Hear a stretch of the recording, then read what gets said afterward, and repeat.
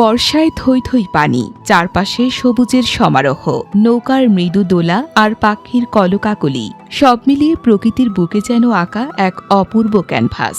প্রতিদিনই প্রকৃতিপ্রেমী আর ভ্রমণ পিপাসু মানুষের আনাগোনায় মুখর হয়ে উঠছে এই জলাভূমি। ভোরের সূর্য যখন বিলের পানিতে সোনালি আলো ছড়ায়, তখন ঘুগসির বিলের সৌন্দর্য পায় অন্য এক রূপ। আবার বিকেলের শেষ আলোয় পানির ওপর সূর্যের প্রতিচ্ছবি, হালকা বাতাস আর পাখির কলকাকলি, সব মিলিয়ে তৈরি হয় এক প্রশান্ত পরিবেশ। প্রকৃতির এমন নৈসর্গিক দৃশ্য দেখতে দূর দূরান্ত থেকে ছুটে আসছেন দর্শনার্থীরা। প্রাকৃতিক যে পরিবেশ, এই পরিবেশটা খুবই ভালো এবং দূর থেকে মনে হচ্ছে যে আমরা সুন্দরবনে বেড়াতে গেলে যে লুকটা পাই দূর থেকে, সেই লুকটা কিন্তু আমরা দেখতে পাচ্ছি। কিন্তু এখানে পিকনিক স্পটের যে পরিবেশ হওয়া দরকার সেটি কিন্তু কিছুই নেই। তো এই বিষয়ে নজর দিতে হবে। পিকনিক স্পটে যেগুলো থাকা দরকার, আপনার নিরাপত্তা, পয় নিষ্কাশন ব্যবস্থা, পানীয় জলের ব্যবস্থা, দোকানপাট, এই সব কিছু যদি এটা করে দেয় তাহলে আমাদের এই এলাকার অর্থনীতিতে ভালো একটা প্রভাব পড়বে বলে আমরা মনে করি। নওগাঁ শহর থেকে প্রায় ৩৭ কিলোমিটার দূরে পত্নীতলা উপজেলার আমাইর ইউনিয়ন ও আরানগর ইউসুফপুর এলাকার বিস্তীর্ণ অংশ জুড়ে ঘুগসির বিলের অবস্থান। বর্ষা এলেই বদলে যায় বিলের চেহারা। চারদিকে থই থই পানি, সবুজ গাছপালা, কৃষিজমি আর গ্রামীণ জনপদ প্রকৃতির এক অনন্য মেলবন্ধন তৈরি করে। পানিতে ভেসে বেড়ায় নৌকা, বিল জুড়ে দেখা মেলে নানা প্রজাতির দেশীয় মাছ ও জলজ প্রাণীর।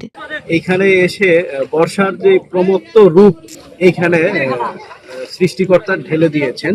শুধু প্রকৃতির সৌন্দর্যই নয়, সাহিত্যের পাতাতেও উঠে এসেছে ঘুগসির বিলের গল্প।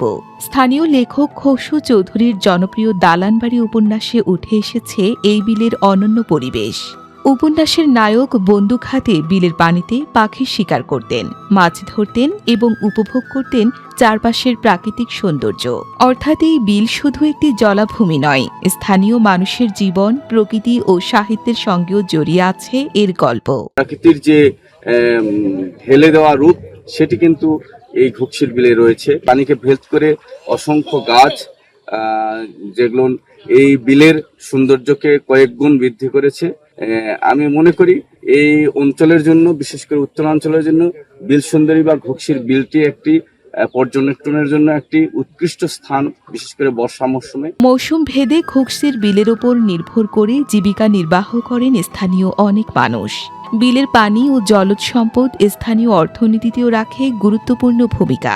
পাশাপাশি বিলটি জীববৈচিত্র্যের দিক থেকেও বেশ সমৃদ্ধ। দেশীয় মাছ, জলজ প্রাণী ও নানা প্রজাতির পাখির উপস্থিতি এই জলাভূমির প্রাকৃতিক ভারসাম্যকে আরও সমৃদ্ধ করেছে। যখন নদীতে পানি বেশি থাকবে আর কি, তখন তাহলে রাতারগুলের যে ফিলটা, এই বিল সুন্দরী বা ঘুগসির বিলে সেই ফিলটা পাওয়া যাবে। ঘুগসির বিল শুধু একটি জলাভূমি নয়, এর সঙ্গে আমাদের প্রকৃতি, সংস্কৃতি ও স্থানীয় ইতিহাসও জড়িয়ে আছে। পরিকল্পিতভাবে এর সৌন্দর্য ও জীববৈচিত্র্য সংরক্ষণ করা গেলে এটি একটি গুরুত্বপূর্ণ পর্যটন কেন্দ্র হিসেবে গড়ে উঠতে পারে। এই বিলে একটা টাঙ্গর হাওরে যে ফিল, সেই সেম টু সেম ফিল এই বিলে এসে পাওয়া যাচ্ছে। এই ওয়াশরুমের সুব্যবস্থা এই বিলের আশেপাশে নেই, বা বাচ্চাদেরকে নিয়ে যদি এই বিলে আসা হয়, বাচ্চাদেরকে যে বসার একটা জায়গা বা বেঞ্চের জায়গা, বিশ্রাম করার জায়গা, সেই জায়গাটা এই বিলে নেই। পাশাপাশি যে দোকানপাট এই বিলের আশেপাশে নেই। যদি এক বোতল পানি প্রয়োজন পড়ে, তৃষ্ণা যদি লাগে, সেক্ষেত্রে পানি নিতে যেতে হবে অনেক দূরে। সঠিক পরিকল্পনা ও পরিচর্যা করা গেলে ঘুগসির বিল হয়ে উঠতে পারে নওগাঁর অন্যতম আকর্ষণীয় ইকো ট্যুরিজম কেন্দ্র। এতে একদিকে যেমন সংরক্ষিত হবে ঘুগসির বিলের জীববৈচিত্র্য, অন্যদিকে সৃষ্টি হতে পারে স্থানীয় মানুষের কর্মসংস্থান ও অর্থনৈতিক উন্নয়নের নতুন সুযোগ। ফাতেমা ইসলাম, দৈনিক জনবাণী।